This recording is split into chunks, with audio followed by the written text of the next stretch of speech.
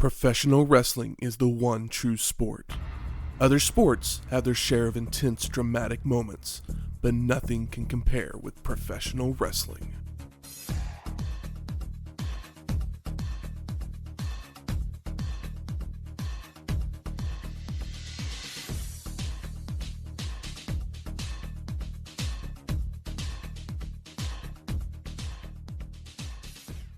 Welcome to Wrestling History X, where three friends come together to talk about the stories behind the matches. I'm Matt. I look like an unmade bed. And I am a pretty mean brother. Welcome to episode 334, Rock Bottom in Your House. Is that our tagline? I mean, is it in your house? It used to be in your house, and then the show was the tagline. Yep. So they just inverse it. It's been inverse for about a year and a half, maybe. I think we only have one more in your house. Crazy. And then what? The first Valentine's Day massacre. That's the one. That's the last. That's the last one. Yeah. Yep. Saint Valentine's Day massacre. But this is the 26th In Your House, produced by the WWF. It took place on December 13th, 1998, from the General Motors Place in Vancouver, British Columbia, Canada, with an attendance of 20,042 people and a buy rate of 290,000.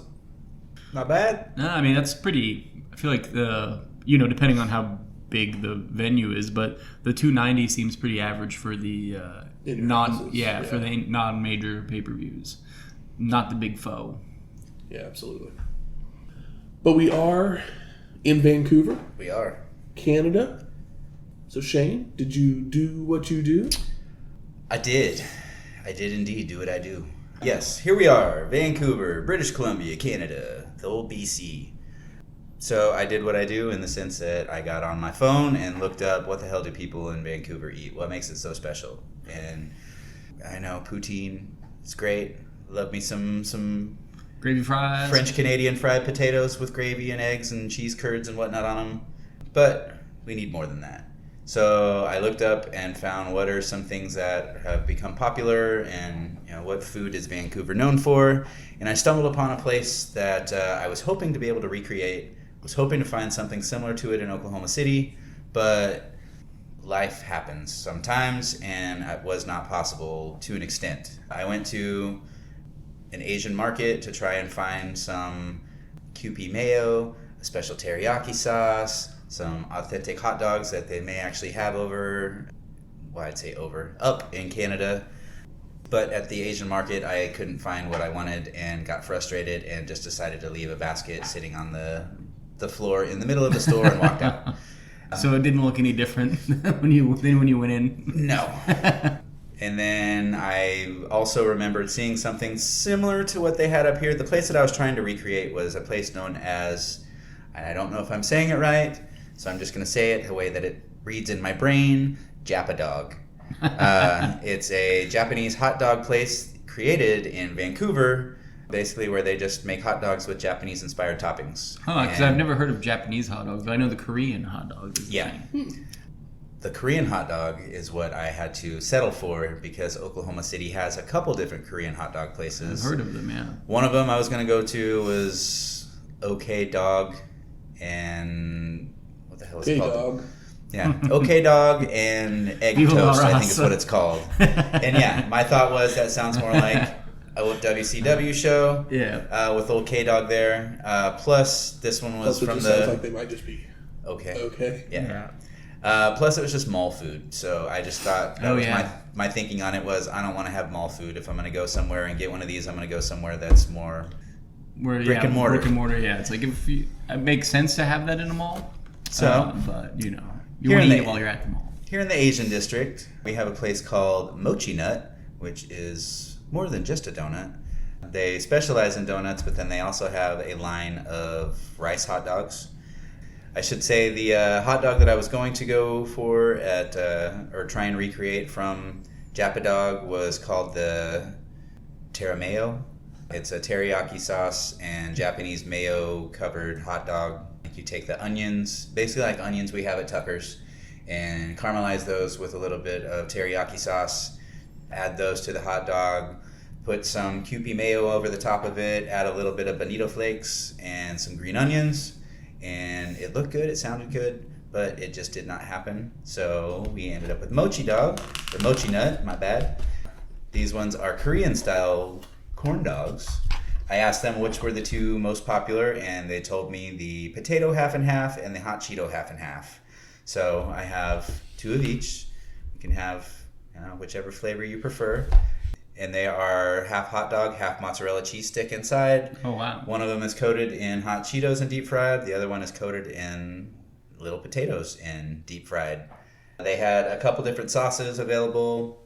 One of them is a mango habanero, and the other one is a garlic parmesan.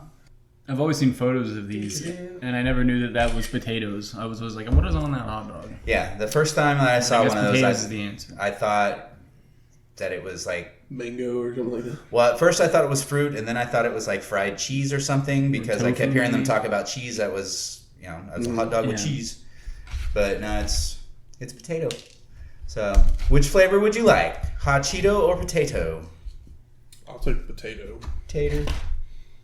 I'm going for this hot Cheeto one then. All right. We can also have knives, so we can cut them in half. We can, but I don't know how they were exactly placed in here, so I didn't know if it was like a hot dog split down the center with a thing of cheese, so you got like some in each bite, or if it looks like it's one end of it is cheese, the other one is hot dog. Usually in the hot dog at the bottom. Oh, wow. I've had one of these before. So yeah, take your pick. I'll try Cheeto or try potato? the Cheeto. I'll try what this garlic tastes like. I didn't know about the mozzarella part of this. I just thought it was a hot dog. Or just a corn dog. Yeah, it's basically just a combination dog. Well, I'm going to do what I do, and I'm going to take a bite in front of the microphone, because I don't really have a whole lot to say about these. I mean, it's a cute little place in Oklahoma City. They've got a good variety of their mochi donuts. I've eaten halfway. And hey, there's the hot dog. So you can see the hot dog at the bottom. I'm going to take a bite of this hot Cheeto crusted one. Put my lid under here to catch any crummies. No, I'll just put my hand. Here we go, 1, 2, 3. It's alright, I'll vacuum later. It made no noise. Yeah. I think a hot dog may have been better. I think these ones are meant to eat there. I mean, the flavor Not is bad. good. Yeah. Flavor-wise, good. I just want that cheese pull, man. Well, something that would happen right around the same time as Rock Bottom. Couple films would be released the same weekend. Jack Frost and Shakespeare in Love. Two totally different movies. Jack Frost is... Michael Keaton. Yeah. I can't remember, but like they did all the like CGI stuff first. Somebody was originally supposed to play it. George Clooney was originally supposed to play it. Really? I've heard that if you look at the CGI, you can kind of tell that it was more modeled after him. Jim Henson's Creature Shop had already designed the animatronic snowman specifically for Clooney's facial features. Huh. But he left to go take the role of Batman in Batman and Robin. That's the fun fact I was trying to remember. Which is the fun fact, because it's then Michael Keaton, the original Batman, that takes over the role. Movie I've never seen. Jack Frost or Batman and Robin? I saw Batman and Robin. Probably in the theater. I was a little young for the Keaton ones in the theater, but I think I saw Batman and Robin and Batman Forever in the theater. I always forget which one came out first. I think Batman and Robin first, Forever. and then Forever. Okay, yeah. I had plenty of Forever merch. I think I still have a Riddler mug at my parents' house. And then along came Batman and Robin, and they basically killed the franchise for several years. Hot take. I mean, I like those. Actually, movies. I don't know if it's a hot take. When you compare it to the Tim Burton ones, yes, I get where people come from. Joel Schumacher was making a tribute to the Batman 66. Which is what I watched as a kid all the time on TV, like the reruns. And see, I hated that one. I liked it. I thought it was fun and corny, which it was. But I like the Schumacher ones for what they are. I think Batman they get a Forever, better. I enjoyed. Batman and Robin, I did not. And I even had free tickets to Batman and Robin, to the sneak preview of it. I think the worst thing about Batman and Robin is that Alicia Silverstone kind of just like stopped her career. She was like on her way up, and then it just kind of got stopped dead in its tracks. Yeah. Killed her career. Chris O'Donnell had never really recovered. You can't stop George Clooney. I mean, Uma Thurman luckily had Kill Bill and whatnot to follow up with, but that was a horrible display by her. One of the worst Arnold Schwarzenegger. I don't know why I shouldn't even start talking about Batman and Robin because that wasn't even one of the movies. No, it wasn't. But, Yeah, Jack Frost I can't really talk too much about. I worked at Blockbuster when it came out, and I remember when it came out, but I don't remember a whole lot about it. It has some heart, but it does get weird.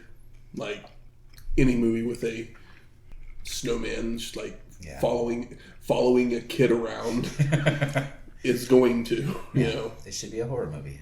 There is a horror movie. There's a horror version that came out literally the year before. I remember seeing the horror movie VHS cover all the time as a kid because I was always scared of the horror movie VHS covers. I wouldn't walk down the aisle. There's some very famous covers that are burned into my brain. Mostly Bad Taste and Dead Alive, the Peter Jackson. Those VHS covers creeped me out as a kid. And now I love those movies. I like those movies more than most Peter Jackson movies. I didn't realize that was Peter Jackson. I own Dead Alive. That's one Christy Swanson. Or no, wait, I'm thinking Deadly Friend. Oh no, Dead Alive is the super splatter zombie movie where he uses the lawnmower at the end. Yep, I can picture the cover box for it. Yep, it was like just I think it was a head with a skull in its mouth, something and vice like versa. Yeah, and then the Bad Taste one was this like weird fleshy alien giving you the middle finger. That movie's basically like the same same idea as Men in Black, but weird and gross. Now, Shakespeare in Love, I've seen many a time. Shakespeare in Love is one that I was not angry when it won Best Picture at the Oscars because it's a fun story.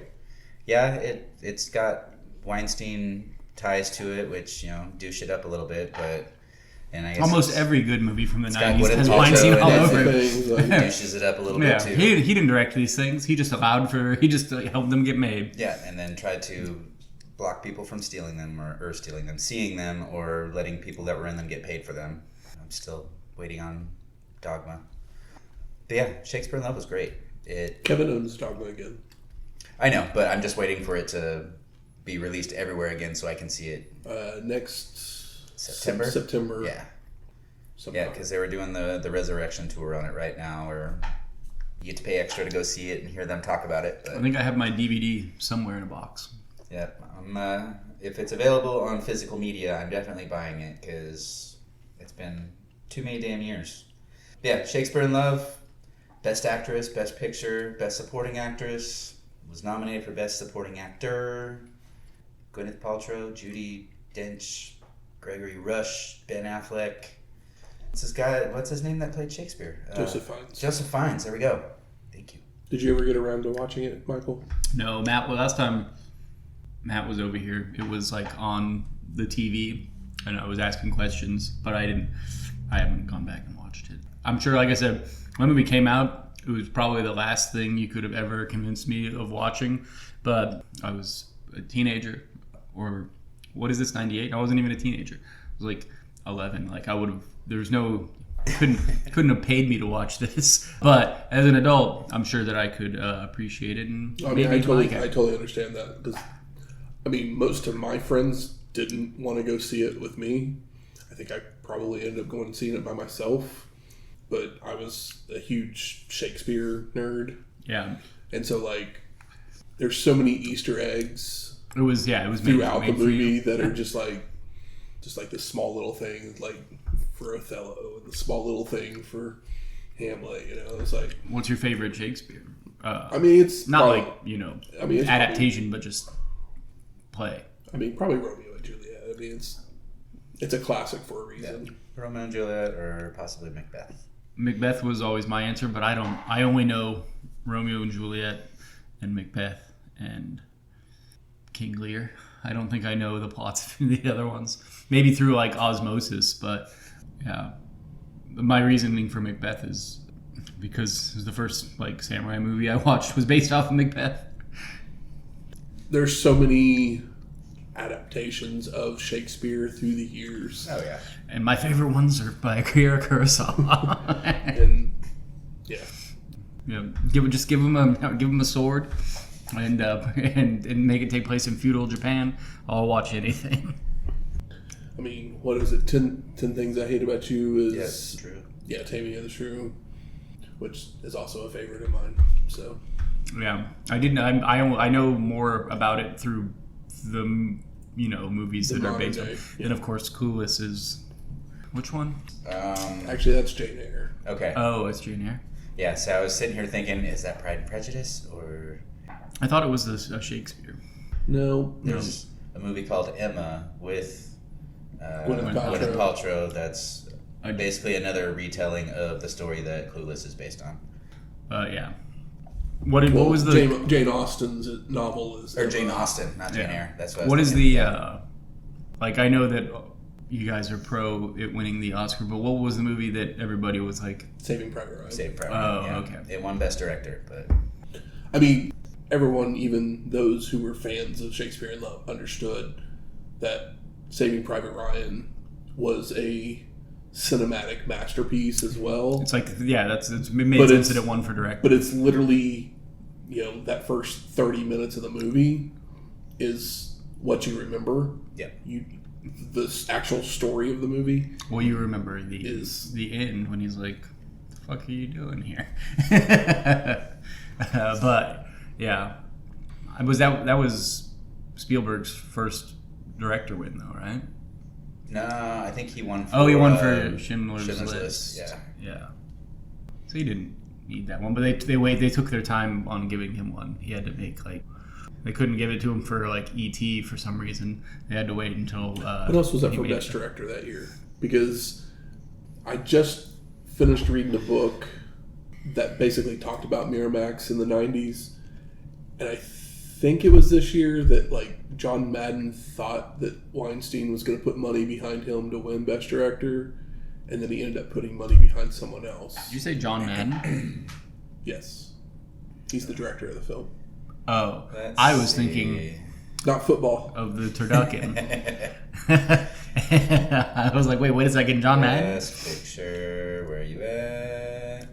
Or are we talking director? Director was Steven Spielberg for Saving Private Ryan, Roberto Benigni for Life is Beautiful, John Madden for Shakespeare in Love, Terrence Malick for The Thin Red Line, and Peter Weir for The Truman Show.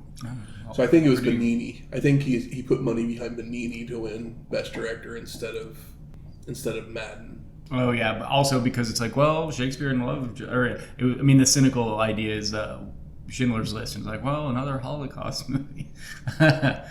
maybe they'll double down or whatever. I mean, John Madden, literally, he did the 2 Exotic Marigold Hotel movies, which are very good. Not all. He hasn't really done a whole lot through his career. He did not capitalize on that win, is what you're telling me? Correct. Those movies are basically made for your aunt, though, right? Yeah, it's not a huge market. No. It's that's just the kind of movies that guy makes, and he just got lucky and hit everything on the head, right place, right time, kind of thing. Kind of like how if The Matrix came out at any other point in time, I don't think it would have, even though it's incredible, I don't think it would have connected because what those guys were into happened to be cool at the same time that movie came out. If it came out in 92 or 2004, it wouldn't be the same. It just happened to be that right place, right time for what these nerds think is cool is actually cool at the time, even though the people watching it aren't weird anime nerds. Yeah, Madden's next film was 3 years later, Captain Corelli's Mandolin. Oh wow, that's a Nicolas Cage movie. Yeah, Nicolas Cage, Penelope Cruz thing that I've never heard of. Yeah, and then there's Proof, which is Gwyneth and Jake Gyllenhaal, which I've heard of. I don't remember. I think it got decent reviews. But yeah, so he wasn't able to turn Shakespeare in Love into a blank check. Yeah, or maybe he got the blank check and just decided to make and not think and only make what he wanted to make. Or the kinds of, which is what you should do, but it's not.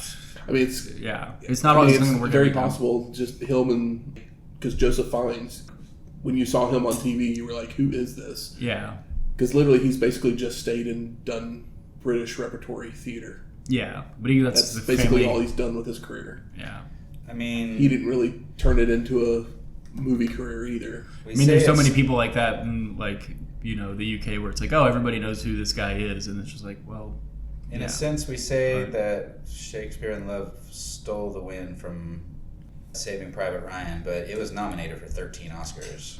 So it nominated for 13, won 7.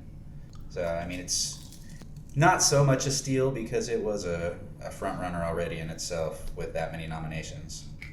It was nominated for Best Picture, Best Actress, Supporting Actor, Supporting Actress, Director, Best Writing, Cinematography, Art Direction, Costume Design, Sound, Film Editing, Makeup, and Best Music. There's no way it was walking away empty-handed. No. But even when stuff gets nominated for that many, like, they'll win some. But yeah. It's not the movie you're thinking is going to win Best Picture. No, when you're up there with... Yeah, the costume dramas, you're like, all right, well, they're going to put it on there. Set design, costuming. When you've got 2 war movies, you think that one of them is going to end up taking it. Give them an adapted screenplay award. I mean, obviously, we're not turning this into... Supporting actor. Into Oscar cast, but I'm like, has there been that many war movies that have won? And it's like, who knows? This is Dame Judi Dench has the second shortest role, so screen time ever for a person who's won an award. Really? Yeah, she's in the movie for 5 minutes and 51 seconds, I think it is. Less than Michael Keaton is in Beetlejuice. 8 minutes, approximately, it says. That's funny. Let's see. Maybe the 5 minutes is the lady from Network, because she won Best Supporting Actress for Network back in the 70s. Let's see. Bernice Slater or something like that. Supporting Actress length. All right, on here it says 5 minutes, 52 seconds. Okay, so maybe I was right. So, Geraldine Page, number 10, with The Pope of Greenwich Village. Carolyn Jones for Bachelor Party. The Bachelor Party, not Bachelor Party. Sylvia Miles, Midnight Cowboys, number 7, ahead of Judi Dench. Jane Alexander, All the President's Men. Beatrice Straight for Network. Yeah, Beatrice Straight. Maria Uspinskaya for Dogsworth. Claire Trevor for Dead End. That's just nominations. The Bernice Straight and Dame Judi Dench are the only winners. Oh, okay. That's too many names. Oh, yeah. I didn't even notice. I just saw shortest Oscar performances with nominated in parentheses. Well, let's talk some rock bottom. Yeah, we're moving into a different theater. We open on Rock, making an appearance the day before at Planet Hollywood. Rest in peace. He welcomes everyone to his pay-per-view, saying it's the first of many rock-themed events, calling In Your Houses In the Rock's House, before suggesting other names such as Rock Solid, Rock and Roll, and Laying the Smackdown. The middle one was pretty bad, but the other two were pretty decent. Smackdown one might catch on. With Rocky guaranteeing each one will have the best action. So know your role, shut your damn mouth, and enjoy The Rock's pay-per-view if you smell what The Rock is cooking. The Rock says... WWF Attitude Package plays, followed by a highlight video about Undertaker versus Austin, narrated by Freddie Blassie. Oh, wow. Neither wind, rain, nor fire will deter the ministry of darkness. The dead man will take Stone Cold's soul unto himself. The end is near. Taker promises to commit Austin's body to the ground and watch him burn in hell. It is earth to earth and ashes to ashes. Undertaker took Stone Cold's mind, body, and soul. The only thing left is to bury him alive. He won't rest in peace. Glover presents Rock Bottom in your house. I like the idea that anytime the Undertaker closes his eyes, he just sees like CCTV footage of hell. It's like, how are you going to see him burn in hell?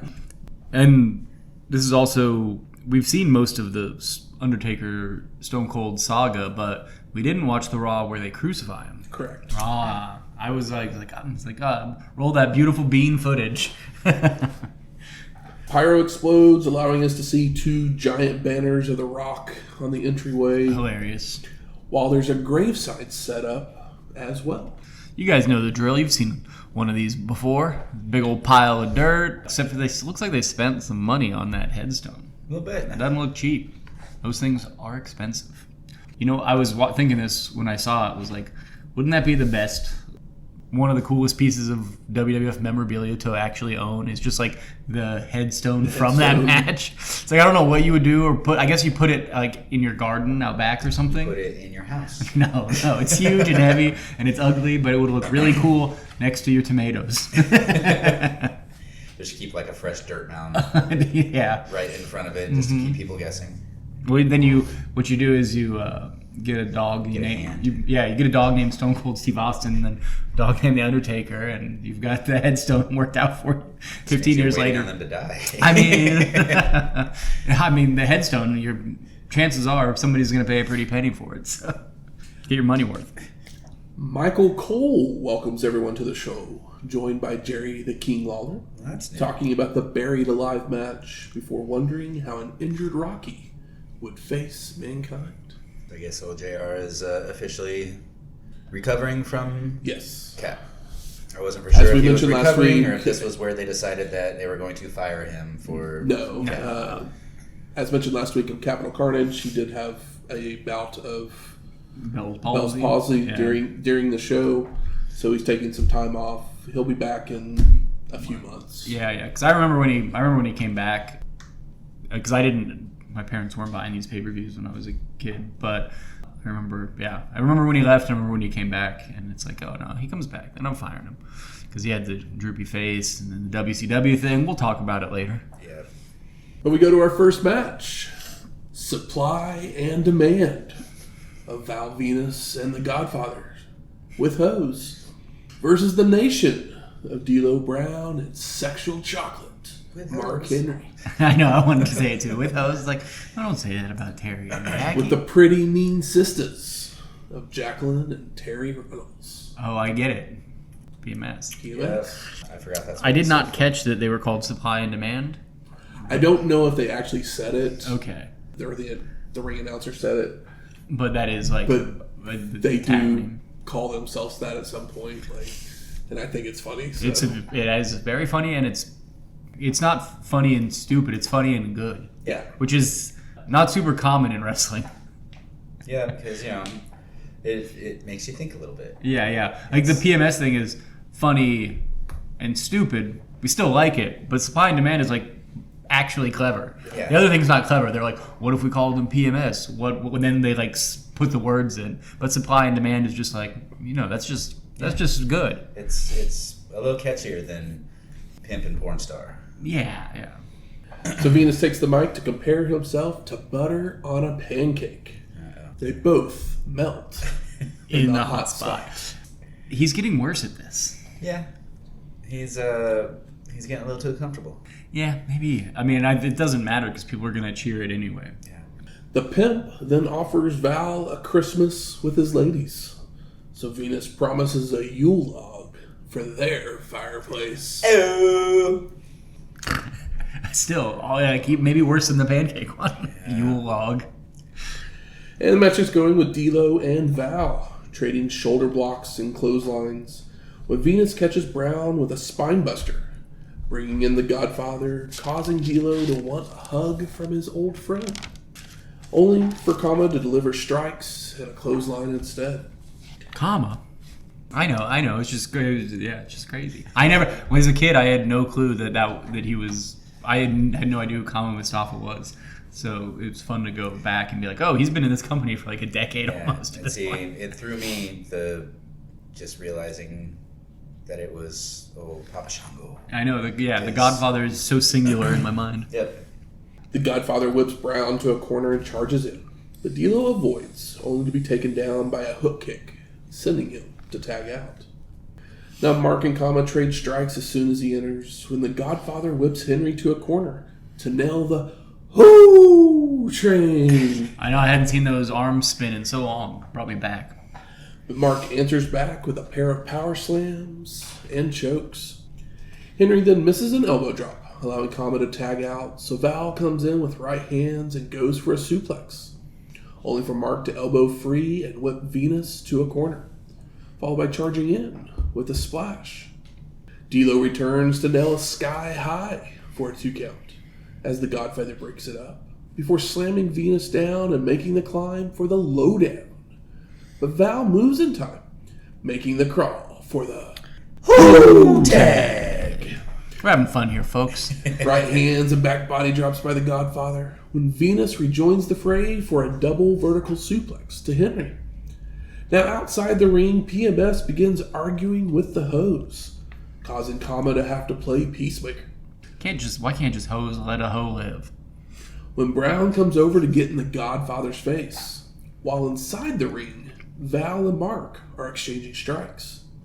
And Jackie uses the distraction to jump in the ring, pulling down Venus's trunks to give us all a moonshot, before a slap that allows Henry to deliver a clothesline and a splash for the pin and the win.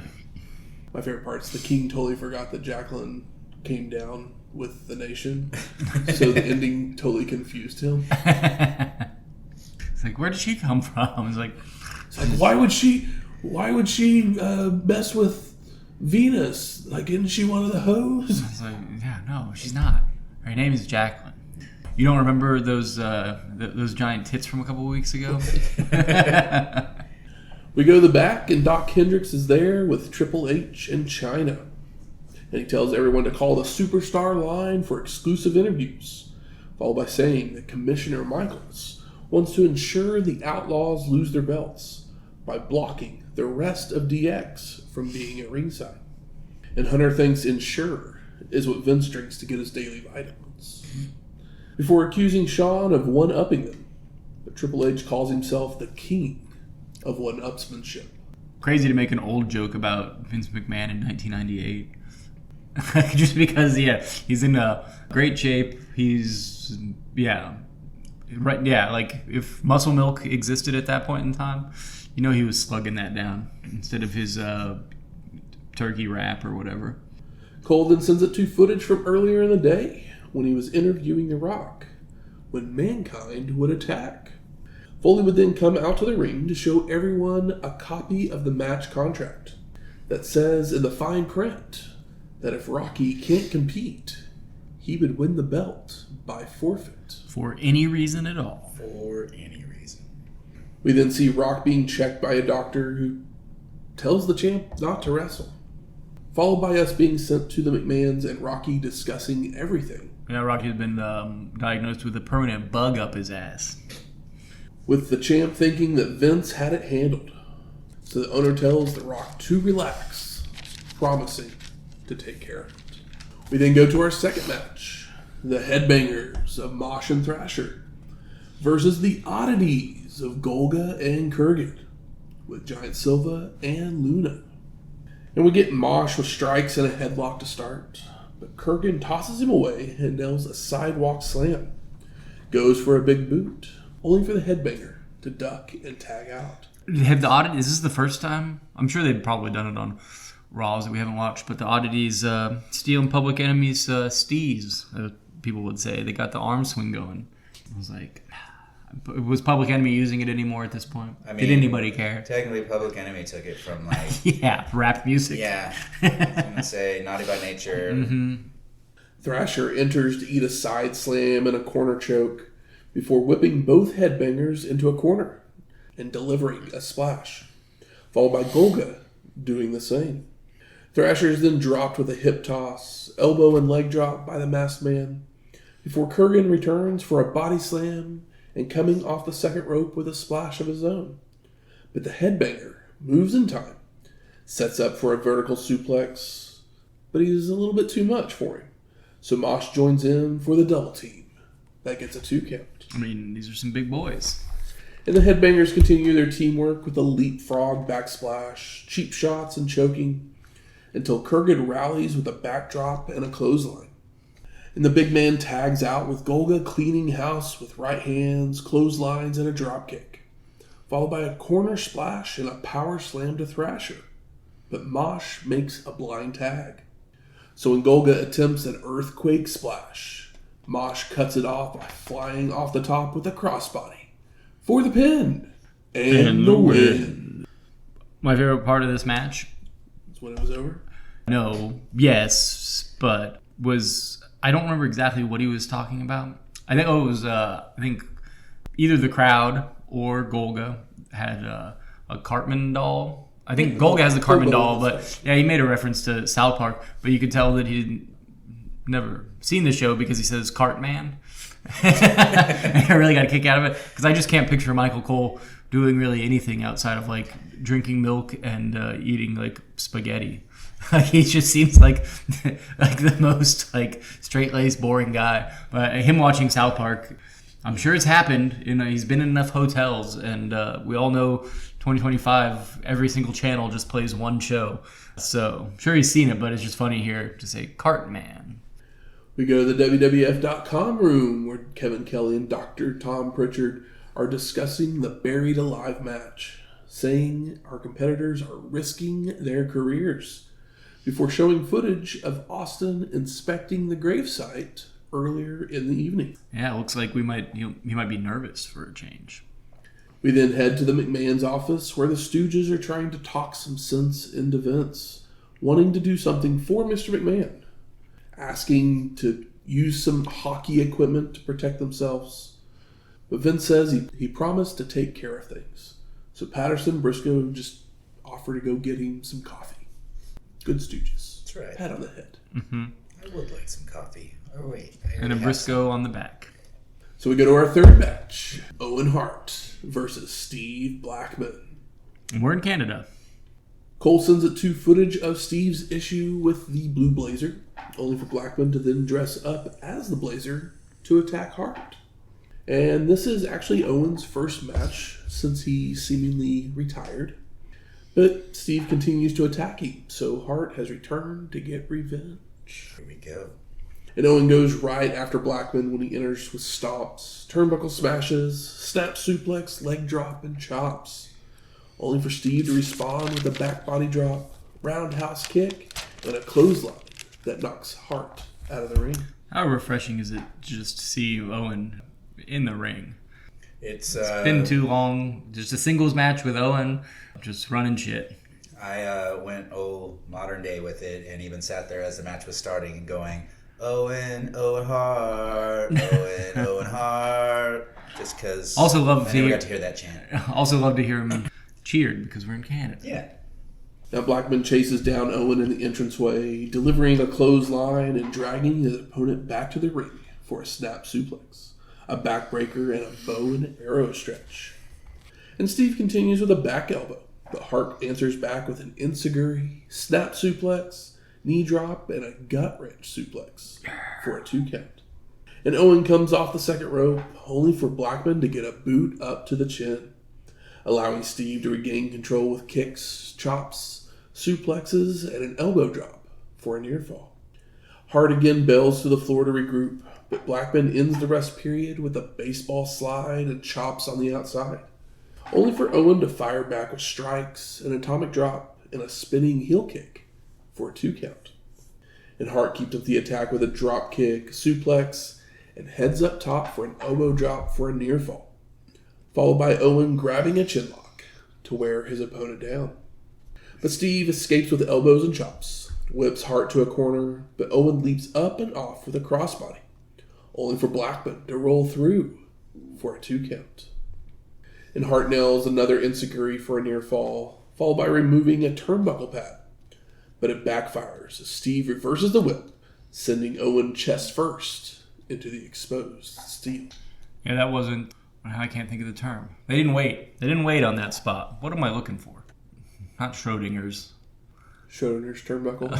Yeah, but I think I'm looking for a different term in my mind. But you all get it. Blackman with a drop kick, a hot shot, body slam, and elbow drops before locking on a sleeper. Oh no. Only for Hart to counter into a dragon sleeper. How refreshing. Which Steve knees free from, but then gets dropped by a DDT. And Owen goes for a missile dropkick, which Blackman avoids and applies a sharpshooter, only for Hart to reach the ropes and roll outside. And it's so smart to throw on the sharpshooter. The fans fucking hated it. And Steve follows to chop away when he realizes the ref is making a count. So he rushes back to the ring for the count out win. Boo. The only bad thing about this match. Yep. It's like, can't we just... Steve Blackman can lose. Owen Hart can lose. You've done basically nothing with Steve Blackman. It's okay if he loses to Owen Hart. To just make the crowd happy and let this match be memorable at all. Anytime something ends in a count out, like, it just kind of gets erased from the mind of the wrestling fan. I mean, it would have made more sense for the Blue Blazer to come out and interfere and cause a double count out. Yeah. As a guy who prefers clean pins, that's why I watch Japanese wrestling most of the time. I would prefer for Owen just to pin him, but I would have had no complaints about the Blazer angle, considering it was the angle. We then go to a commercial for the Royal Rumble, where we get shots of various competitors. As we're told, there are 30 men, 1 ring, and 1 man left standing. Order now! Or back then. But Yeah. you know what I mean. Brought to you by Ape Escape. It's wild seeing Just kidding. Royal Rumble commercials in December. Well, I mean, it's the first pay-per-view, right? I know, but just I'm trying to remember if they did that frequently back then. And I mean, WWE just gets better and better at promotion as I can see from here, where they're making money, different dollars off of every match as SummerSlam is playing in the background. years later, they got really bad at it, where you'd be 2 days away from an event and you wouldn't even know what the main event was yet. So this one, they're advertising it hella early, which I enjoy. They're also, on the verge of being on top of the world. True. Very true. We then go backstage where Mr. McMahon is searching for Mankind, calling out Mick's name, and he discovers the storage closet with a sign that says Mankind's office. Cute. Vince knocks with Foley telling him to enter his humble abode, Come on in, Dad. assuring Dad that he's safe. He only wants to talk, that Vince has something he wants, as we cut back to Cole sending his condolences to JR's family as his mother passed away. Oh, damn. Dang, I can't win. I mean, it was the day before Capitol Carnage that's right. Yeah. that happened, but Yeah. also saying Ross is under the weather. We knew, but Yeah, but most people probably didn't, as he just piled through and finished that performance, Yeah. and none of us could tell. I totally forgot you had said that his mom had passed away beforehand, and then the bells. Yeah, I imagine the stress probably has the something. stress of that plus flying, Yeah. all the way over to England. Waffle. One thing that I loved about it's funny for Mankind to take a storage closet or whatever, but it was like not a full-size door. This was just like a place where they like stick like the mop bucket or whatever. Mm-hmm. So Vince McMahon had to like crouch in and then like sit on the ground and like he was going into like a dad trying to talk to his upset son in like a tree house or something. And it really added to the comedy, but that was probably all Mick's idea, because we know who does character work better than Mick Foley. Yep. So we go to our fourth match, Job Squad of Al Snow, Bob Holly, and Scorpio with Head versus the Brood of Gangrel, Edge, and Christian. I know, I was kind of excited. I was like, I feel like we've just been getting Gangrel and Edge, but we got Christian. We got the full brood now. Yep. And Edge goes after Holly to start, only to run into a power slam and a vertical suplex sit-out slam. But Bob then runs into a boot in a corner, allowing Edge to respond with an inverted electric chair drop. Pancake. And Christian tags in, only to telegraph his move. So Holly delivers a Tiger Bomb, tagging in Scorpio for corner clotheslines, a roundhouse kick, and a second rope somersault leg drop for a 2 count. It's nice when they let the guys that can do a bunch of silly's not the right word, but cool technical shit in a WWF match, where it's like, oh, it's been a minute and a half and we're like seeing big fun power moves immediately. Snow comes in for headbutts, clotheslines, and suplexes, when Christian answers back with a drop kick and tags out to the Vampire Warrior. who trades strikes and waistlocks with Al, only to take Gangrel over with a bridging Northern Lights for a near fall. Then Snow runs into a big boot in a corner, with the Vampire Warrior firing out with a clothesline. But Al comes back by tripping up his opponent and hitting a wheelbarrow suplex for a 2 count. Give me all the moves. And Gangrel reverses a whip for a knee to the gut and a DDT, allowing the Brood to take control with double teams and chin locks, until Snow rallies with an enziguri, goes to make the crawl, but Edge drags him back to his corner. I just had a funny thought. Maybe it would be funny if somebody with no chin, like Gangrel, that was their secret to them always winning was that you couldn't put them in a chin lock because they were essentially chinless. You can have that one DDT wrestling or any other comedy promotion I'm unaware of. The Vampire Warrior returns to whip Al, only to be taken down by a clothesline, followed by Edge jumping back in to receive a sit-out spinebuster, leaving everyone laid out until tags are made on both sides. So Scorpio comes in with a spinning kick to Christian that brings everybody into brawl, where Snow and Gangrel spill out to the floor. Too Cold backdrops Christian outside, with Scorpio attempting a slingshot plancha, but the Brood member avoids. And Edge slams Holly down inside the ring when Christian flies in with a headbutt, only for Bob to move as Edge is dragged outside by Too Cold. And Al makes his way back into the ring to give head to Christian. But Gangrel attacks him from behind, knocking Snow to the floor, only for Holly to take down the Vampire Warrior. And Scorpio heads up top for a moonsault leg drop to Christian. What the fuck was that? That shit looked impossible. It was insane. But Edge breaks up the pin attempt, running and leaping off Gangrel's back to dive out onto Bob and Snow. Christian nails the not-so-unprettier to Too Cold for the pin. And the win. Let's talk about matches being fun. How fun was that? Mm-hmm. And they did it right. Like, young guy gets the win over Too Cold. Too Cold can take the loss. They didn't... Like, Holly is being used for the first time in forever, so why pin him? New haircut. He's looking a little more hardcore. Yeah, he looks much better. But, yeah, Too Cold was the guy that should have lost here. I agree. Very fun match. The ending did have a few too many moving parts. Yeah.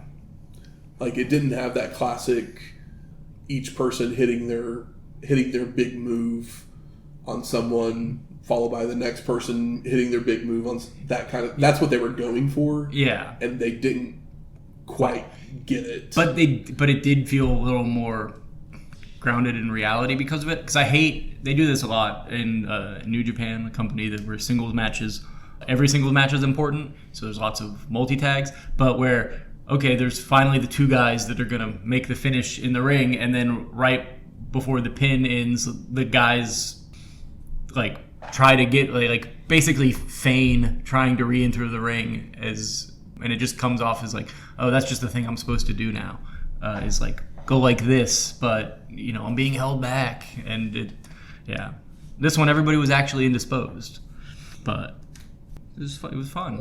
No disappointment here.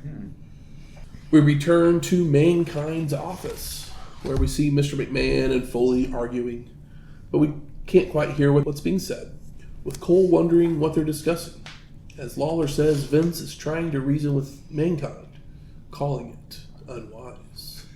Vince McMahon is just as good at playing his character as Mick Foley is, which is a giant compliment, but just like the exhaustion on his face is perfect.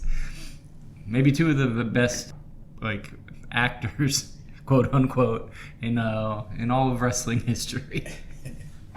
So we go to our fifth match. Double J, Jeff Jarrett, with Debra McMichael versus Goldust in a striptease match. And if the Golden One wins, Debra must strip. But if he loses, Goldust gets to take his clothes off. So if you ever wanted to boo Goldust, you weren't doing it tonight. No. I mean, even the King was cheering for Goldust in this one. Yeah. So we get back and forth action to start when the Golden One catches Jarrett with a spine buster for a 2 count. But a back elbow sends Goldust outside where the two brawl momentarily. And the Golden One rolls back in, dragging Double J to the apron, only for Jarrett to hotshot his opponent and climb to the top for a cross body. But Goldust rolls through for a near fall.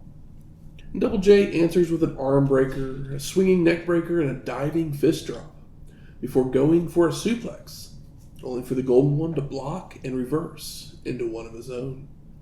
And Jarrett ducks a pair of clotheslines and nails a dropkick, locking on a sleeper, but Goldust escapes with a back suplex for a 2 count, only for Double J to fight right back with a clothesline. And Debra grabs the guitar as Jarrett looks to send the Golden One to the ropes, when the whip is reversed, but McMichael stops herself in time, leading to the ref admonishing her, while Goldust delivers the curtain call for the pin. And no, the ref is still distracted. Double J then goes for a roll-up, only for the Golden One to sit down on his shoulders for a near fall, before Jarrett telegraphs his move with Goldust hitting a drop-down uppercut and a running bulldog for a 2 count. The Golden One then sets his opponent up in the corner, but Debra jumps in the ring, forcing the ref to remove her, allowing Goldust to shatter some dreams, causing Double J to fall out to the floor.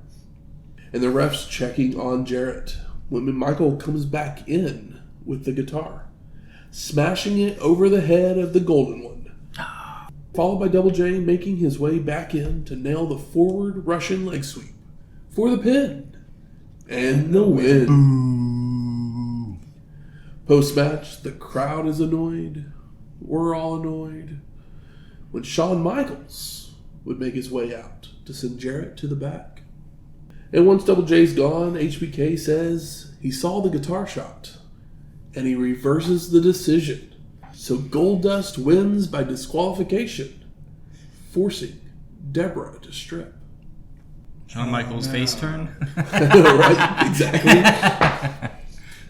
Shawn tells McMichael to stop her grinning and drop her linen when stripper music begins to play. And a reluctant Debra unbuttons her top, removing her jacket, with Michaels pulling dollar bills out of his wallet, even putting one in McMichael's cleavage, as Jarrett watches on from the back.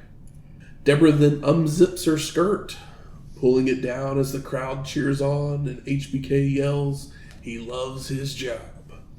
When Double J in the blue blazer would rush down to the ring, with the blazer putting his cape around McMichael just as she removes her bra, escorting her to the back, while Shawn keeps the apparel and rubbing it on his face. This is very different than, remember when, was it The Nation just got a little too mean to China, and it was just like, this feels wrong and bad. And in this situation, Debra seems to be enjoying the attention. Oh, yeah. Because it would have been pretty unsettling if he was just like forcing her to strip and she was like frowning. So, you know, they learned their lesson in making things uncomfortable. For now, we know that'll change in the future. Yeah. There'll be all kinds of fun, cringy, and upsetting things we'll get to talk about as the Attitude Era rolls on. We go to the back where Vince is exiting Mankind's office with a smile, with the announcers wondering what happened. Maybe they struck a deal. I don't know if you guys saw in the background, though. Hey, there's Foley and The Rock talking with each other. I did not see that. I didn't either. Was it on purpose? They had pre-recorded all the other Vince and Mankind stuff, but then they decided to do this one live. And they just didn't, they weren't... And didn't pay attention that to the foreground. They're in the background talking about their match and, going over it and whatnot. Oops. I wish I would have caught that. But yeah, it's like, come on, guys. You should say, clear the set. Right. We then go to a commercial for WWF's new cologne, with two guys doing a beatnik routine about Taker and Kane, asking if you smell what The Rock is wearing. Daddy-o. And this is George and Adam. I don't know if you guys remember, but They were trying to get into the building at Royal Rumble 1997. Oh, yeah. I forgot about them. That's literally the last time we've heard anything, but it's these two guys. Or do they like work for the company? Or They do just do random things. Insert stuff, but they have office jobs essentially. Yeah. But That's if fine. you want to hear us talk about George and Adam before, it was all the way back in episode 236. Damn, that's almost 100 episodes ago. Crazy. We then go to our sixth match. The New Age Outlaw. So Road Dogg, Jesse James, Badass Billy Gunn versus the Corporation of Big Boss Man and Ken Shamrock with Shawn Michaels for the WWF Tag Team Championships. We're gonna get some 2 double champions in one match from one match. Yeah. It's a possibility. So the story behind this match was that the Corporation had been trying to lure the Outlaws to their side, having the Goons help them during their matches. The Outlaws would even return the favor, which led Triple H to question whose side were they on, as the Heartbreak Kid claimed the champs had joined the Corporation. Shawn would book Hunter and X-Pac versus the Goons, followed by ordering the Outlaws to interfere, which they did, only to clock Shamrock with a chair. Michaels would then force the champs to face the Acolytes on the Sunday Night Heat before the pay-per-view, Oh wow. which turned into a brawl when the Goons turned up to attack. But our champs came out first. Foreshadowing. And Ken goes crazy, chasing after Gunn around the ring, leading to James trying to hide so Shamrock wouldn't go after him. But the match finally gets going with Road Dogg and Ken exchanging strikes, when Shamrock would taunt Badass, allowing Bossman to get a cheap shot in before tagging in to body slam James down. But he misses a headbutt, allowing Gunn to tag in to hammer away, only for Big Boss Man to trip him up and pull him into the ring post. But Badass blocks, pulling Boss Man head first into the steel. Posted. The Outlaws team up for a double back body drop for a 2 count, only for Big Boss Man to fire back with strikes to make a tag, bringing Shamrock in to work over Road Dogg with a turnbuckle smash and a corner clothesline.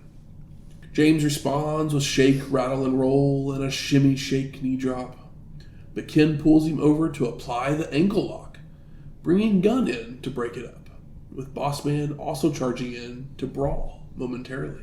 Never wanted to see that ankle snap so bad after that shimmy shake business. Overhead hip toss, strikes, turnbuckle smashes by Shamrock, only to telegraph his move, allowing Badass to deliver a not-so-famouser. And Road Dogg tags in with Ken hitting a belly-to-belly suplex, leading to the Corporation taking control of the match using ref distractions, double teams, strikes, and front face locks, and front face locks, and front face locks. Hey man, it's effective. To work over James. He can't do a lot. Until he backdrops Bossman to the floor, following out with a double axe handle. But the Heartbreak Kid gets a cheap shot in to stop the attack. Damn son of a bitch.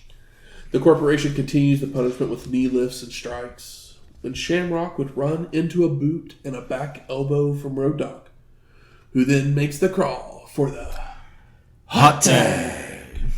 Gunn cleans house with right hands and drop kicks, when Ken goes for a Hurricanrana, but Badass drops him with the powerbomb, making the cover for the pin. And no, Michaels pulls the ref out of the ring. Some of them a bitch. Big Boss Man jumps in the ring, clocking Gunn with the nightstick, with Shamrock rolling on top for the pin. And no, Badass kicks out. Ken then stomps Gunn to the apron, goes to bring him in the hard way. But Badass flips over, taking Shamrock up into a vertical suplex, only for HBK to trip up the Outlaw, causing Ken to land on top. But Gunn rolls through for the pin and the win. You can't see how that's done until you watch the replay that they show a minute or so later. Made no sense with the original set up with the original camera set. Post-match, Shawn is angry, taking off his jacket and tie as the Outlaws mock him while leaving. Dun, dun, dun. Foiled again. Barely. Cole then tells everyone to send in their cable bill to get a free Attitude bandana. All right. Will look good underneath your motorcycle helmet. He then sends it to a video package recapping The Rock's path to the title, where we see the Survivor Series setup and swerve. But now The Rock says he's a millionaire. He struts backstage and wears fancy clothes, as he's the corporate WWF champion. He did what he had to do to reach the top of the world. We then go live to Vince, Shane, and Rocky backstage, where Mr. McMahon explains that Mankind just wants witnesses and promises to white out the clause in the contract. And I just want to say that he's going to white out the clause that if Rocky won't compete, he wins the belt. Why would he do that? So if he does it, then the show's over? I think so. I mean, I guess there's a match after them. Yeah. Yeah, that's true. We do have the Buried Alive still. Yeah. I was just like... I mean, it doesn't make the most sense, but the whole idea, obviously, here is they're just going to keep kicking Mankind in the dirt. Yeah. Just keep taking advantage of him being a nice guy. Kick him in his cactus. The guy, yeah, it's like, It's like even when he thinks he has the upper hand, he just can't help but play along. He just wants to be liked. So we go to our 7th match. Mankind versus The Rock with Mr. McMahon and Shane McMahon for the WWF Championship. And Foley takes the mic to say they can settle this like gentlemen. He will cross out the forfeit clause and kick Rocky's corporate ass. But he'll only do it if Vince admits Mankind never said "I quit" at Survivor Series.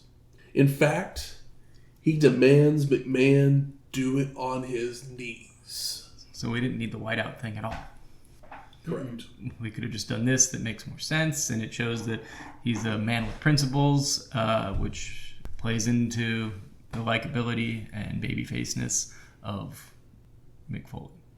Foley then turns to question Rock's testicular fortitude, which pisses off Mr. McMahon, as he swears that they heard someone say they quit at Survivor Series, and that was good enough for Vince. And this just kind of angers Mankind as he decides that there's no deal, and he rips up the contract. Wasn't that the contract that got you the match? Yeah. I guess you can tape it back together. He maybe ripped it out of anger. I don't understand. So Rocky jumps him from behind, and the match is on. Ding ding. With the two men brawling in and out of the ring, using ring steps, the guardrail, and the announce table. And once the competitors are back inside, McMahon takes the mic to say if Foley does anything illegal, the ref is to disqualify him. We're just making rules up on the fly. I guess the contract is ripped up. With the distraction allowing The Rock to take control with clotheslines, strikes, and chokes. And Mankind's knocked to the floor where Rocky uses a TV cable for choking, followed by a snap suplex and tossing his opponent back in. I love to hear Rocky Sucks chants with two giant banners across the entrance. There's just two identical 60 feet tall photos of The Rock. It's his pay-per-view. He's getting booed. Couldn't love it more. Foley fights back the right hands, a big boot, and tosses Rock out of the ring near the announcers. Foley follows out with a baseball slide and climbs to the top, only for Shane to grab his boot to prevent him from diving off, leading to Rock arm-dragging Mankind down to the floor. And Rocky steals away Cole's headset and commentates on his own attack of smashing Foley's face into the announce table, spitting water into his face. But Mankind retaliates with a head smash of his own and more brawling. Foley then grabs a chair, only for the ref to stop him from using it, with Rocky recovering to kick and drop Mankind with a DDT onto the steel. And they head back inside, where Rock slams Foley down before delivering the corporate elbow for a 2 count, followed by telegraphing his move. So Mankind nails a swinging neckbreaker, a discus clothesline, and a leg drop to the pebbles. And Vince asks for a DQ, but before the ref can call for the bell, Foley pile drives Mike Chioda. So then McMahon tells the timekeeper to ring the bell, but Mankind just takes them out as well. Yeah, nobody's keeping me back anymore. I've had enough. And Foley starts stalking after Vince, allowing Rocky to whack Mankind with a chair, rolling back in and hit a rock bottom, making the cover for the pin. And no, the ref is still out. You got pile driven, Terry Funk style.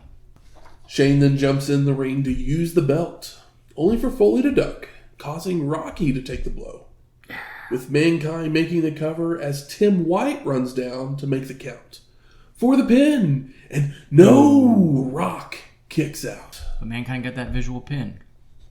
Foley nails a double arm DDT, locks on the Socko Claw, taking the champ down to the mat, with the Rock passing out for the ref stoppage and the win. And no! But Record scratch.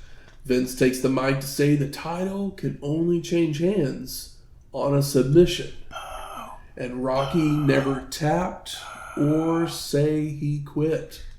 So Mankind wins the match, but not the gold. Oh, brother. I mean, one thing they did really well here was that, though, as the ref calls for the bell, Rocky's eyes open, like, on camera. But like I said, we're just gonna keep kicking Mankind's dick in the dirt. I mean, they use Mankind's own logic against him. Yep. Yeah. That's what you get for being crazy. Post-match, Foley locks the Socko Claw on Mr. McMahon. As he deserved it. Until Shane smashes a chair across the back of Mankind multiple times. But it doesn't faze him. But Foley does turn and apply the claw now to Shane, taking him down before turning and nailing a running knee to Vince. The Stooges run down to help, only for Mankind to fend them off, when the corporate goons arrive to beat down Foley, allowing the McMahons to retreat and The Rock to get some revenge with stomps. You gotta make you got the ultimate bootlicker and the ultimate underdog. No reason to finish this on a in your house pay-per-view. This is Big Four material, guys. You got both of the McMahon men tasting the Rock's tongue, basically. And their dad's and his son tasting dad's tongue. Yeah. It was a triple kiss, I believe they called that on Real World, right? Is that where that came from? I don't know if that's where that came from, but yeah. I think I remember that from one of the seasons, but funny stuff. Paris. Cole then sends it to a video package about our main event, where we get footage from Judgment Day, where Austin screwed Undertaker and Kane out of the WWF Championship, before the dead man pledged to unleash a plague upon the WWF. Taker would attack Stone Cold to prevent him from winning the title, before trying to embalm Austin, only for Kane to stop him. Stone Cold would retaliate with a shovel shot and stuffing Paul Bearer into the sewer, followed by other numerous attacks between the two men, even strapping Austin to Undertaker's symbol and lifting him into the air. I know. As you mentioned earlier. Yeah, the crucifixion is like, well, it's not a cross, but we all know what this is here. Yeah, luckily Kurt Angle wasn't here to put the kibosh on it. Right. Granted, this was not as violent either, no. But I think he was mostly upset about the symbolism. So we go to our 8th match, The Undertaker, with Paul Bearer versus Stone Cold Steve Austin in a buried alive match for a spot in the Royal Rumble. Oh, so this is, I forgot about that. It's like you would just assume both these guys would be in the Royal Rumble. But Undertaker's never in the Rumble.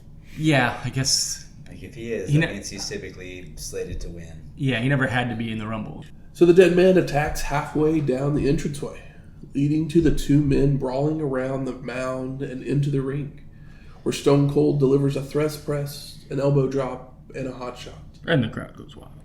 Austin trips up Taker to pull him into the ring post, gravestones first. Comes off the barrier with a double axe handle and tosses Undertaker into the steel steps. Stone Cold charges in, but he receives a big boot, followed by the dead man tossing his opponent into the Spanish announce table and hitting a back body drop onto the floor. And they make their way back inside, where Taker continues working over Austin with elbows before they return to the gravesite, where they exchange strikes, until Stone Cold uses a railing to smack Undertaker. I love that this barricade railing is just up next to one of the ones that's actually around the crowd. It's like, oh, this is here just for you to use. Yeah. And they fight their way into the hole, with the dead man hitting Austin with the burial wreath, using headbutts and chokes as he's yelling, "You're gonna die, boy." And Taker grabs a shovel, looking to break it over the back of Stone Cold, but Austin fights back with right hands, and they make their way out of the plot, brawling back to ringside, where Undertaker's head is run into the ring post. Posted.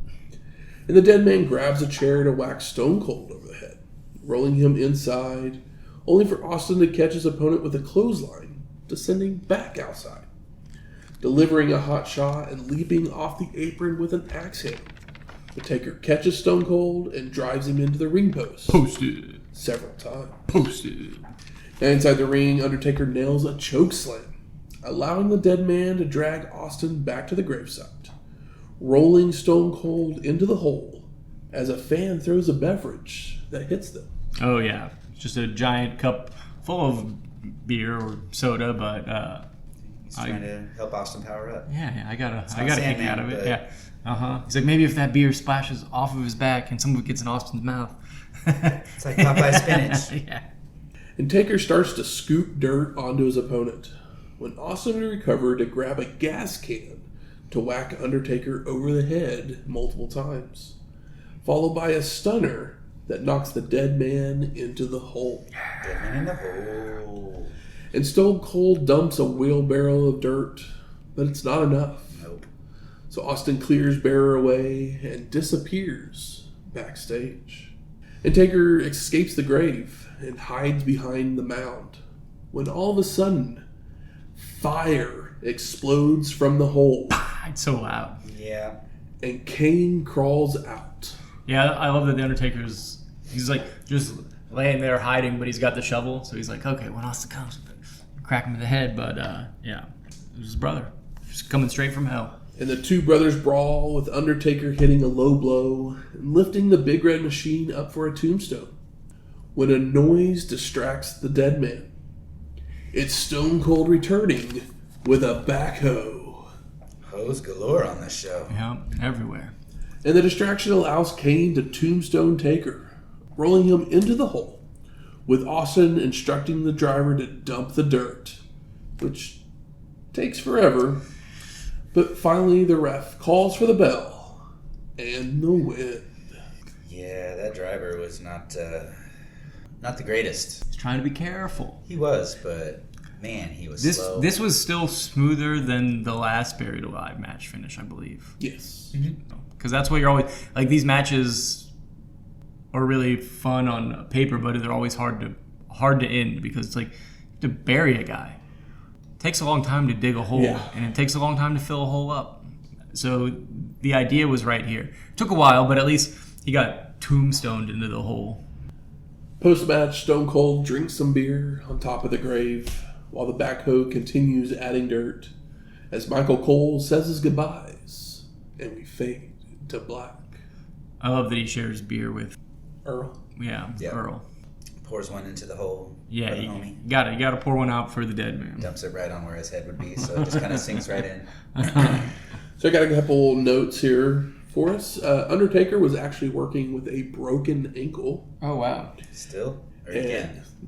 Because I swear it was broken when he had it. Probably just never healed. Hell in the Cell. Austin hadn't eaten in a week due to a virus. And then about 3 minutes into the match, also pulled a rib muscle. Jesus. So he was in a lot of pain during this match. Damn. They actually wanted Stone Cold to work the backhoe, but he told them no because he was worried he would dump too much dirt into the hole, and there was no... You literally could bury him. You can't. If you drop too much in at one time, basically. Yeah. I mean, I saw when he came out, I was like, oh, he's driving the back, and I was like, oh, and he's not. I was like, that's probably a good idea because this is heavy machinery. And I mean, he has said in an interview, because I got this from an interview that he did like years later. But basically, he was like, "Give me 5 minutes, I'll learn how to drive anything." I mean, he done the Zamboni, ambulance, those kind of things. But this is a little. But he's just like, I'm not going to kill a man. If one thing goes wrong and like I dump too much dirt on Undertaker, like there's ramifications that I'm not willing to live with. I'm not willing to live with. Basically. So. And also, it's believable that that guy would not say no to Stone Cold Steve Austin. You don't want a guy like that yelling at you. Yep. So I ask you, gentlemen, what are your overall thoughts of Rock Bottom in your house? Pretty fun show. Pretty easy watch. I mean, I just love that they keep just stomping. Yeah, just keep fucking Mankind over as hard as possible. So the fans, like me at the time, would just demand that he gets that belt one day. And the Buried Alive match, like I said, the finish still took a little while, but they learned a little bit from their mistake previously. But yeah, no strong complaints here. I just scroll back to the beginning here just so I could be reminded of all the matches. I mean, it's not my least favorite show, but there just wasn't... We've set a pretty high bar here, so... we're coming off of Survivor Series, which, I mean, yeah. One of the best shows. Survivor Series was great. Yeah. They've ever put on.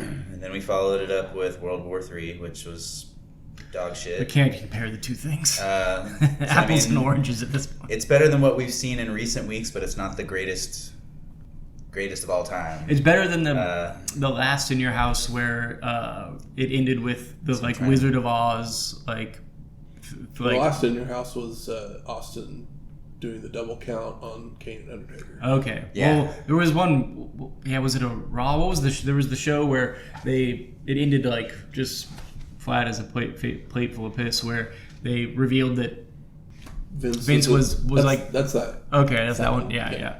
That's where Austin gets fired. Yeah, that was the one where we all agreed was like the end of this just was dumb. It didn't work. It wasn't exciting. Yeah. It's not the worst show that we've seen recently. It's nowhere near the greatest show. I mean, it wasn't a terrible one to get through. It wasn't difficult or anything, but there's just no...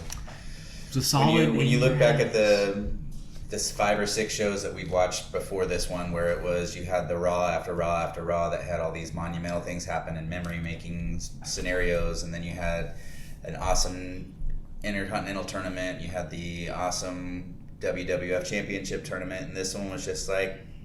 Here's your champ. We're gonna name a show after him. Shawn's back.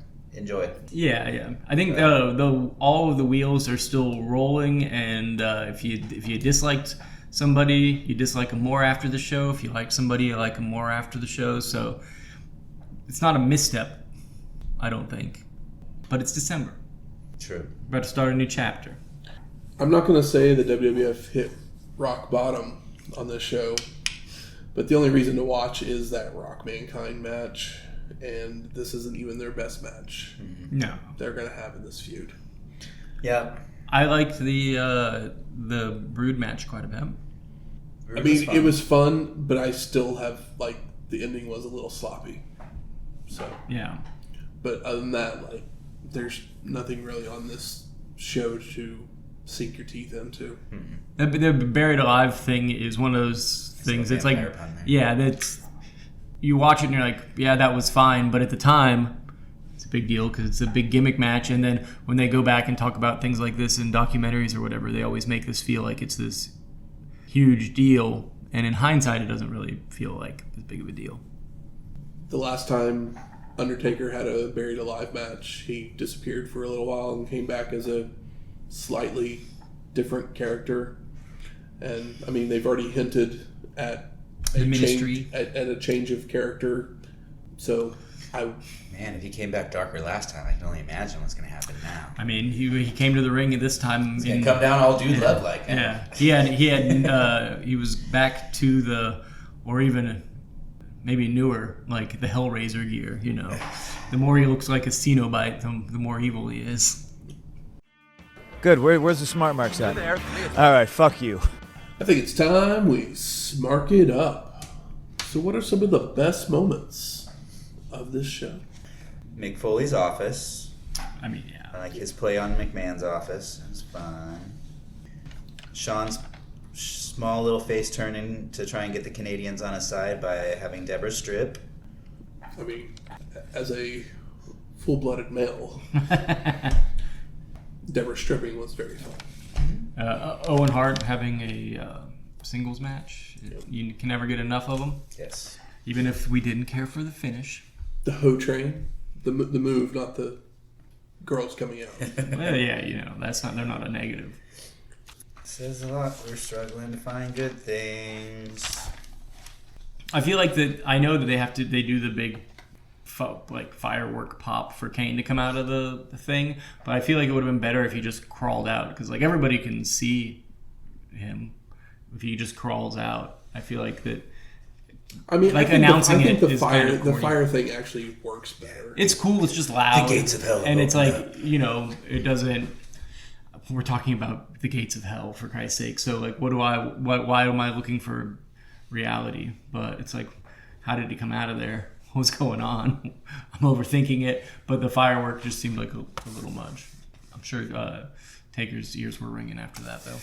And Kane's probably more so. Kind of all I got as far as best moments. I was happy that Christian made the pin in his match, and I think it was the right thing to do. He's the new young guy. You know, this is just a undercard match. Job Squad's just starting up, and they didn't pin Holly, which is cool. Very like middle of the road show. I mean, I think it's slightly below average. Yeah, from what we've been given recently by them anyways. But I mean, I guess you got to take the bad with the good. Yeah. If you're going to do it in a December pay-per-view where the chances of buys are going to be lower as the holidays are coming up and people are going to spend less money. So, you know. And sometimes you have to take that one step back to make a giant leap. So. Yeah. How about most disappointing? I've mentioned the ending of the Brood Job Squad match. I said, love the match, but I think it just feels a little messy at the end. Shawn face heel turn in the middle of a show. I get what they were going for, but at the same time, it's like it could have been anybody else. Yeah. Could have Vince as his pervy self come down. Need to figure something else out there. Vince as his pervy self come down and just say, no, take it off. The ending of the Outlaws Corporation match, because the camera work with Gunn doing, I don't even know what we were supposed to believe happened there. That didn't make no sense. You know, Buried Alive match takes a little too long to get the dirt into the... So it's one of those everything's just kind of nothing is horrible. It's just like everything's a little choppy. If you'd just done that one thing a little bit better, it would have made the show just so much better. Also, if they got a smaller backhoe and had it pre-packed with dirt, Austin could have just drove it up and dumped it, so you didn't have too much dirt in it. I mean, I think that's why they had the smaller ones. That's why they had the wheelbarrow. Yeah. So they had the wheelbarrow full. This will be enough, but how are you supposed to determine what's enough? Yeah, I mean, because no one can see into the hole. They never show anything inside the hole. Well, so when did Earl go? Yeah, that's enough dirt. Yeah, the wheelbarrow. He didn't. The majority of his body was covered. I don't know. He literally went. This is taking way. Yeah, his earpiece went. He went. This is taking too long. Cheers! The match is over. Get it over with. Get it over with. And that's when they ended the match. Like. Well, I mean, they also had the backhoe loaded already with dirt too. Yeah, they did. Oh yeah, you're right. And then they got a second scoop. And I'm just like, one scoop. All you enough. do is you go for the edge where his feet are, and you just scoop all that into his feet. Like you don't suffocate him then. Also, if you just go to where his feet are, he can just be curled up in the top corner. Yeah. And then you don't have to worry about no feet either. So yeah, But, it's like like I said, the big highfalutin gimmick matches are always better. Idea on paper, it's the attraction that you're selling, not the match. Yeah. How about best performer of the night? I mean, of all the ones that were out there, I'd say Debra probably had the most fun. I mean, it's hard not to give it to Mick Foley whenever he gets. Say, if you give him any, I think it has to be Foley. Yeah, if you give him anything to actually like chew up, he will shit out gold. Essentially, the more you use him, the more he shines. And most surprising. Was there any surprises on the show? Holly's haircut. I'm trying to think. That match was really good? Yeah, I guess. But like, those guys are good wrestlers. Debra getting into the stripping? Yeah, Debra getting into it was a little more out of character for her. Because it's not something like...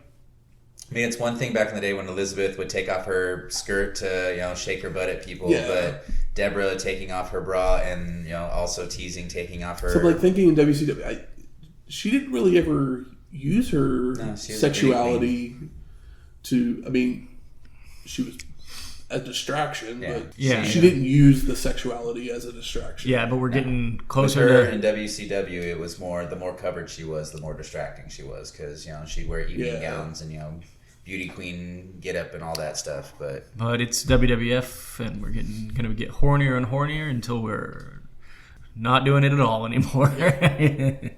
So really, there was no like big, we haven't seen this guy in a while kind of thing. Just kind of. Was there anybody here missing that like has been used prominently lately? Well, I mean, there wasn't really. You had the Outlaws, but they were really the only DX representatives. Yeah, there was no X-Pac. DX or Triple H and X-Pac were on the show. Yeah, but the New Age Outlaws are bigger than both those guys at the moment. They're like one of the... Are they like the third biggest pop? Or maybe they could be the first biggest pop if it wasn't for Stone Cold at the moment, because The Rock is a heel. He still gets cheered in moments and people like him. But the New Age Outlaw pop is pretty wild. Making their way to the ring. It's trivia time. Oh. This week, the category is 20 questions. It's 20 questions, the question and answer program everyone enjoys. And Michael, you're on the clock. All right. So, Michael, pick a number between 1 and 8. 3 did me good last time. 3 again. All right. Only from 95. All right. First question. Do they work in the WWF? No. Do they work in WCW? No. I know there's only like 2 other promotions. Do I even bother asking? I guess it's important because Do they work in ECW? Yes. Okay. Do they hold a title belt in 1995? Yes. Is it the heavyweight title belt? Yes. Is it Shane Douglas? No. Is it the Sandman? It is the Sandman for 13 points. Ooh. Pretty not bad. What was last time? I got 12, right? You got 14 last time. Oh, okay. You guys kind of killed it on the 20 questions this time. I don't know if it's easier or we got better. Stupid questions about, do they have blonde hair? Yeah, we're getting straight to the important stuff.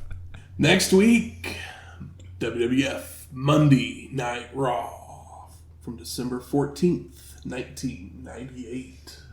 Otherwise known as Tomorrow. Yes, the next night. They're important. Raws after pay-per-views are important. Music from this week's show is Working Rhythm by Thomas Hopkins, and Stone Cold won our main event, so we play Hell Frozen Over, version 3 by Jim Johnston. And if you like this episode or any of our other ones, please go out there and rate and review us on iTunes, Spotify, YouTube, or wherever you find your podcast at. Do as Michael says. 5 stars or no stars. Come on. Might not have been a 5-star pay-per-view. How many of those even exist? And if you have any questions, comments, concerns. Where are we going next? We are going to Tacoma. I've only been to Tacoma one time, and I don't know if I can bring the foods that I ate from there here. So give me some ideas. What's something. Help me with Tacoma. Please and thank you. You can send any of those things to our email at wrestlinghistoryx@gmail.com or find us on X at WrestlingHistoX. That's WrestlingHistoX. We'll talk to you next week. Laters! Oh, I went that way, but I did.